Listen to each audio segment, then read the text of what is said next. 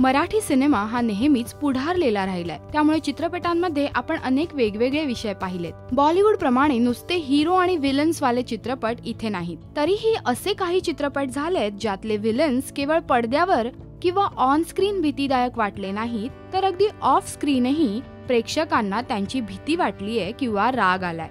तर असे हे आपल्या डोक्यात राग आणि भीती घातलेले 5 विलन्स। ललिता पवार। स्त्री खलनायिका म्हणून ललिता पवार यांनी आपली चांगलीच वट निर्माण केली होती। केवळ मराठी पडदाच नाही तर हिंदी पडद्यावरच्याही त्या अव्वल दर्जाच्या खलनायिका होत्या। उत्तम अभिनय आणि भारदस्त आवाजामुळे त्या अगदी उठावदार दिसायच्या।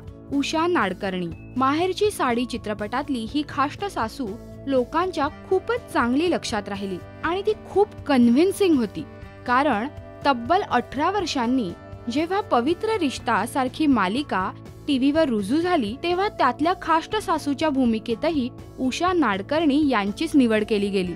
अगदी गृहिणींना न आवडणारी सासू बनण्यात त्यांना यश आलं। निळू फुले।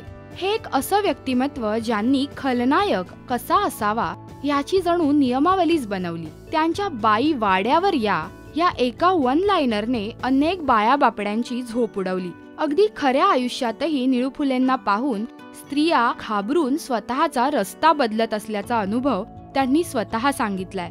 जितेंद्र जोशी।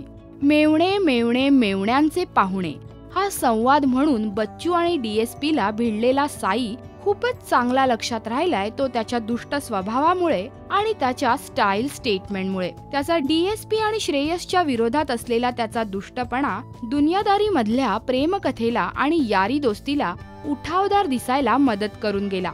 आणि आता नुकताच जन्माला आलेला ताजा विलन म्हणजे सैराटचा प्रिन्स, म्हणजेच आर्चीचा भाऊ, म्हणजेच सूरज पवार। श्रीमंतीचा माज असलेला आणि अजिबात नम्रपणा नसलेला हा प्रिन्स दुष्टपणाचा महामेरू होता। अगदी शेवटपर्यंत त्याचा वाईटपणा संपला नाही आणि 21व्या शतकातला हा विलन नक्कीच प्रेक्षकांच्या डोक्यात गेलेला एकमेव विलन असावा। तर हे होते मराठीतले 5 विलन्स जे अगदी ऑफ स्क्रीनही स्वतःच्या भूमिकेची दहशत पसरवून गेलेत। या 5 व्यतिरिक्त इतर नावं जर तुम्हाला सुचत असतील तर नक्की कळवा या व्हिडिओच्या कमेंट सेक्शन मध्ये।